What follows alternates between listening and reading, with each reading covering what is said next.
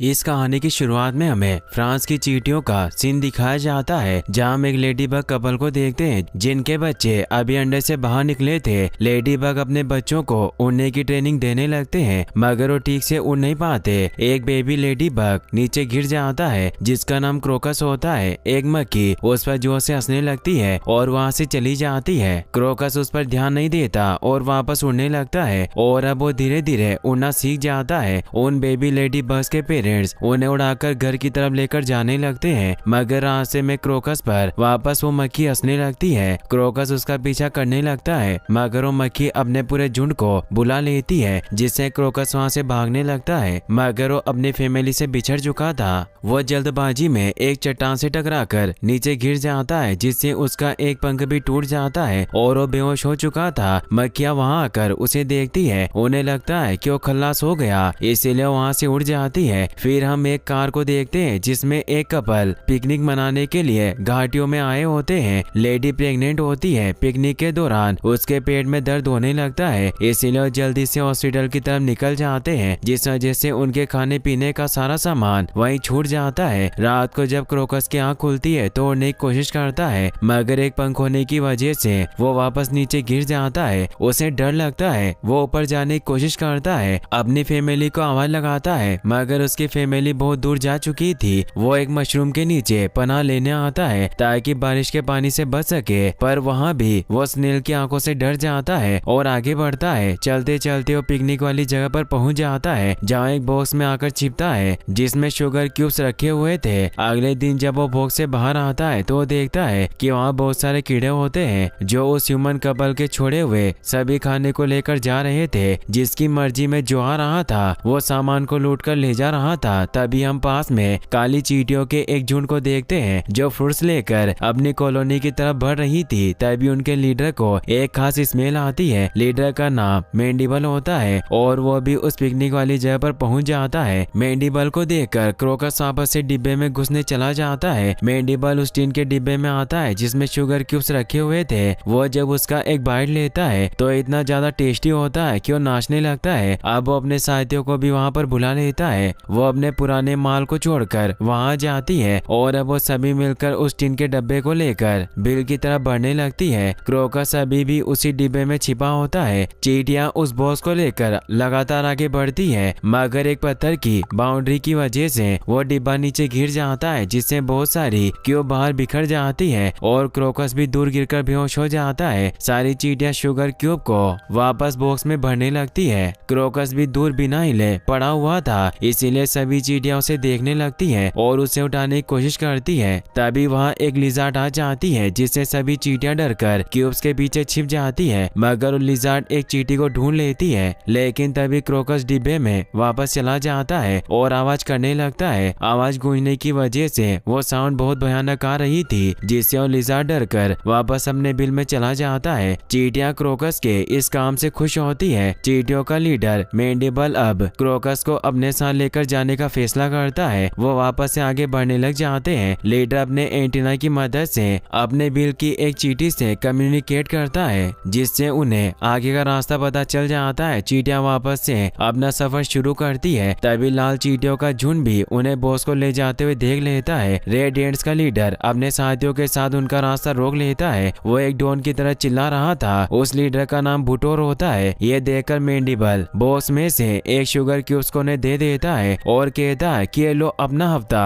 और आगे से हट जाओ। अब वो वापस अपना सफर शुरू कर देते हैं, मगर लाल चींटियां और उनका बॉस बुटोर इससे गुस्सा होता है क्योंकि वो सारी शुगर क्यूब्स को हासिल करना चाहते थे। वो काली चींटियों का पीछा करने लग जाते हैं। क्रोकस भी उन्हें आते हुए देख लेता है, इसीलिए वो लीडर मैंडीबल को इस बारे में बताता है। मैंडीबल अपने साथियों को जल्दी से आगे चलने को कहता है। वो बड़ी चालाकी से बॉस को स्लाइड करवाते हुए नीचे लेकर जाने लगते हैं। वो नदी में पहुंचकर आगे बढ़ने लगते हैं। यह देखकर रेड एंट का लीडर भी अपने साथियों के साथ वहां पड़ी एक सोडा कैन में सवार हो जाता है और उसे लुढ़काकर तेजी से नीचे लेकर जाने लगता है, जिससे वो भी नदी में पहुंच जाते हैं और ब्लैक एंट्स का पीछा करने लगते हैं। वो उन्हें गिराने के लिए अपनी कैन से उन्हें हिट करते हैं, जिससे उनके बॉस का बैलेंस बिगड़ जाता है। क्रोकस नीचे पानी में गिर जाता है, जिससे उसे 100 प्रजाति की मछली खाने की कोशिश करती है, जिन्हें पिकरेल नाम से भी जाना जाता है। पिकरेल क्रोकस क्रोकस को खाने वाली थी, तभी मेंडिबल बड़ी चालाकी से एक चेन बनाकर क्रोकस को पकड़कर ऊपर ले आता है, जिससे क्रोकस की जान बच जाती है। मगर तभी वो देखते हैं कि आगे बहुत बड़ा झरना है, इसीलिए वो सभी बॉक्स में छिप जाते हैं। उनके पीछे पीछे रेड डेंसोर और पिकरेल फिश भी झरने से नीचे गिर जाती है। कैन में पानी भराने की वजह से वो सोडा कैन नीचे जमीन पर धंस जाती है, जिससे चींटियों को अपनी जान बचाकर बाहर निकलना पड़ता है। बुटोर गुस्से में देखता है कि ब्लैक एंड अभी भी बॉक्स में तैरते हुए आगे बढ़ रही है, जिससे उसे गुस्सा आता है। पिकरेल फिश ऊपर से गिरने की वजह से बुरी तरह से तल में फंस गई थी, जिससे वो दम घुटने से मारी जाती है। फिर हम देखते हैं कि शुगर केन बॉक्स एक पत्थर से टकराने की वजह से टूट गया था, मगर चींटियों ने शुगर क्यूब्स को बाहर निकाल लिया था और अब वो सभी उन शुगर क्यूब्स को उठाकर आगे अपनी कॉलोनी की तरफ बढ़ने लगती है। क्रोकस भी उनके पीछे पीछे ही आगे बढ़ रहा था, तभी उसे लेडी बग्स का एक झुंड दिखाई देता है, इसीलिए उड़कर उनके पास जाने लगता है। मगर एक पंख न होने की वजह से वो नीचे गिर जाता है और अब वो चींटियों के साथ ही अपने आगे का सफर शुरू करता है। वही हम लाल चींटियों के लीडर को देखते हैं, जो उस जगह पर पहुंच चुका था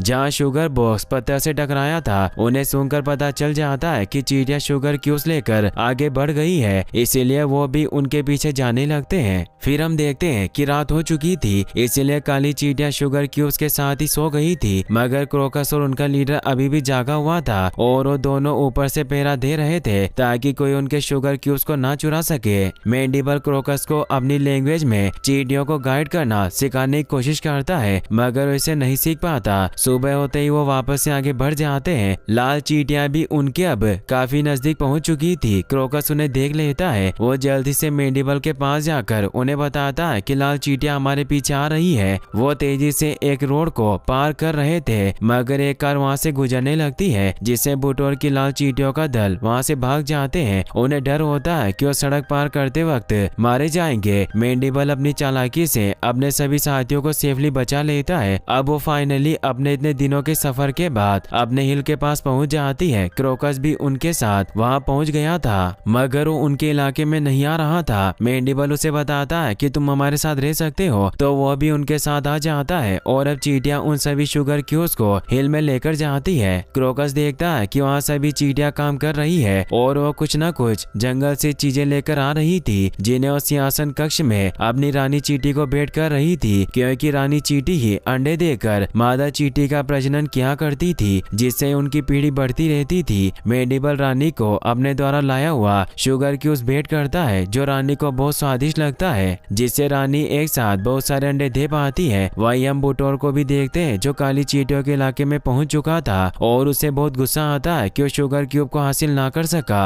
वो वापस से अपने राज्य की तरफ लौटता है ताकि अपनी पूरी आर्मी को ला सके। वो अपने बिल में आ जाता है, जहाँ हम देखते हैं कि लाल चींटियों का बिल काली चींटियों से बिल्कुल अलग था। यहाँ चींटियां नियमों के हिसाब से चल रही थी। बुटोर अपनी रानी के पास पहुँचता है और उन्हें पूरी बात बताता है कि काली चींटियों के हाथ शुगर क्यूब्स लगे हैं, जो बहुत टेस्टी है और उनकी रानी को अंडे देने में मदद कर रहे हैं। हमें उन पर हमला करना होगा, हमारी सेना बहुत बड़ी है, वो हमसे नहीं जीत पाएंगे। रानी उसकी बात मान लेती है। वो अपनी पूरी आर्मी को ऑर्डर देती है कि सभी बुटोर के साथ जाओ और काली चींटियों के पूरे राज्य को बर्बाद कर डालो और हमारे लिए वो शुगर क्यूब्स लेकर आना। लाल चींटियों की पूरी सेना अपने सभी हथियार, गुलेल और कांटों को लेकर जंग के लिए निकल पड़ती है। फिर हम काली चींटियों के राज्य का सीन देखते हैं, जहाँ अब रात होने पर चींटियां अपने बिल यानी महल के गेट को एक बड़े पत्थर से बंद कर लेती है। क्रोकस भी बाकी चींटियों के साथ सोया हुआ था। वो सपने में लेडी बग को देखता है, जो उसे रास्ते में दिखाई दी थी। क्रोकस ने उस लेडी बग के साथ अपना परिवार शुरू कर लिया था और उसके 3 बच्चे भी थे। उसकी लाइफ अब बहुत अच्छी थी, मगर तभी उसकी आंख खुल जाती है। वो हिल के ऊपर आकर अपने पंखों को चेक करता है। उसका टूटा हुआ पंख वापस ग्रो कर रहा था, मगर वो बहुत छोटा था, इसीलिए वो नहीं पाता। मेंडिबल भी चुपके से उसे देख रहा था, पर वो कुछ नहीं कर सकता। फिर हम देखते हैं कि अब सुबह हो चुकी थी। सभी चींटियां सोई हुई थी, तभी उन्हें अजीब सी आवाजें सुनाई देती है। वो बाहर आकर देखती है कि लाल चींटियों की पूरी सेना उन पर हमला करने के लिए आ रही है। काली चींटियां काफी परेशान हो जाती है। लाल चींटियों ने उन्हें चारों तरफ से घेर लिया था। लाल चींटियां गुलेल की मदद से काली चींटियों के महल पर हमला करने लगती है, जिससे उनके महल में छेद होने लगते हैं। चींटियां उन पर टूथपिक से भी हमला करती है, जिससे ऐसा लग रहा था मानो किसी सेना ने दुश्मन राज्य पर हमला कर दिया हो। वो टूथपिक एरो की तरह चींटियों पर गिरते हैं, मगर किसी को कुछ नहीं होता और और अब काली चींटियां भी लाल चींटियों को महल पर आने से रोकने के लिए उन पर चीजें गिराने लगती है। साथ ही वो एस्पिरिन की गोलियों को अपने महल के चारों तरफ डाल देती है, जो पानी में मिलने की वजह से महल के चारों ओर एस्पिरिन फोम बन जाती है, जिससे लाल चींटियां उनके महल पर नहीं आ पाती। क्रोकस भी मेंडिबल के साथ लाल चींटियों पर हमला करने की प्लानिंग करता है, जिसके लिए वो स्टोर रूम में जाते हैं जहाँ चींटियों ने अपने सभी सामान स्टोर करके रखे हुए थे। वहाँ मौजूद गार्ड उन्हें एक माचिस और कुछ लॉकेट लाकर देता है, जिन्हें अपने महल के ऊपर लगा देती है, मगर उन्हें पटाखे चलाना नहीं आता। मेंडिबल माचिस को खोलता है तो उसमें सिर्फ एक मैच स्टिक होती है। मेंडिबल देखता है कि माचिस के पीछे उसे चलाने के इंस्ट्रक्शन लिखे हुए हैं। वो माचिस की तीली को उठाकर उसे माचिस के ऊपर वाले भाग से खींचता है, जिससे वो तीली जल जाती है और उसे एक रॉकेट को जला देता है। वो रॉकेट उड़ता हुआ आसमान में जाता है और नीचे लाल चींटियों पर आकर गिरता है। रॉकेट के ब्लास्ट होने की वजह से कई चींटियां मारी जाती है। तभी वो माचिस की तीली भी बुझ जाती है और अब उनके पास और कोई मैच स्टिक नहीं थी। बुटोर को उन पर बहुत गुस्सा आता है और अब उसके साथी एक पाइकोन से काली चींटियों के मेन डोर को तोड़ने की कोशिश करने लग जाते हैं। साथ ही वो लगातार गुलेल से भी उन पर हमला कर रहे थे। काली चींटियों को समझ नहीं आता कि वो अब अपनी जान कैसे बचाएंगे। क्रोकस माचिस के पास जाता है और जब वो उसे ध्यान से देखता है तो उसे याद आता है कि उस पिकनिक वाली जगह पर एक ऐसी माचिस पड़ी हुई थी। इसीलिए वो सभी को इस बारे में बताता है कि मैं माचिस लेकर आ सकता हूँ, अब मुझे यहाँ से निकलना होगा। मेंडिबल अपने साथियों से कहकर एक नोट का प्लेन बनवाता है, जिस पर क्रोकस बैठ जाता है। सभी चींटियां उस प्लेन को टेक ऑफ करवा देती है। वो पेपर का प्लेन उड़ता हुआ वहाँ से दूर जाने लगता है। क्रोकस के भी अब विंग्स आ गए थे, इसीलिए उड़कर आगे बढ़ने लगता है। लाल चींटियां उसे रोकने की कोशिश करती है पर उसे रोक नहीं पाती। क्रोकस अब लगातार जंगलों से आगे बढ़ता रहता है। काफी घंटों के सफर के बाद वो उस पिकनिक वाली जगह पर पहुंच जाता है जहां माचिस रखी हुई थी। वो उसे उठाकर उड़ने की कोशिश करता है पर उसका एक विंग अभी भी पूरी तरह से बड़ा नहीं हुआ था, इसीलिए वो नहीं उड़ पाता। तभी वहाँ एक स्पाइडर आने लगती है, इसीलिए क्रोकस वहाँ छिप जाता है। वो स्पाइडर उस माचिस को उठाकर वहाँ से लेकर जाने लगती है। क्रोकस भी उसका पीछा करता है। स्पाइडर को पता नहीं चलता कि कोई उसका पीछा कर रहा है। वो एक सीवेज पाइप से होती हुई कीचड़ से भरी हुई जगह में आ जाती है जहाँ उसने एक डॉल हाउस को अपना घर बनाया हुआ था। वो उस माचिस को अपने घर में ले जाने लगती है। उसे ऐसा लगता है जैसे कोई उसे देख रहा हो, पर क्रोकस छिप गया था, इसीलिए उसे कोई दिखाई नहीं देता और वो माचिस को लेकर अपने घर में चला जाता है। क्रोकस उड़कर उसके घर के बाहर पहुंचता है और अंदर चला जाता है। तभी हम देखते हैं कि पानी में एक मेंढक होता है जो उन्हें देख रहा था। क्रोकस सीढ़ियों से ऊपर जाता है जहाँ वो देखता है कि वो मकड़ी माचिस की तीलियों से एक जाल बना रही है। तभी वो मेंढक क्रोकस को खाने के लिए उसे अपनी जीभ से पकड़ लेता है। मकड़ी भी ये देख लेती है। क्रोकस खुद को बचाने की पूरी कोशिश करता है, खिड़की से खुद को पकड़ लेता है, जिससे वो पूरा डॉल हाउस ही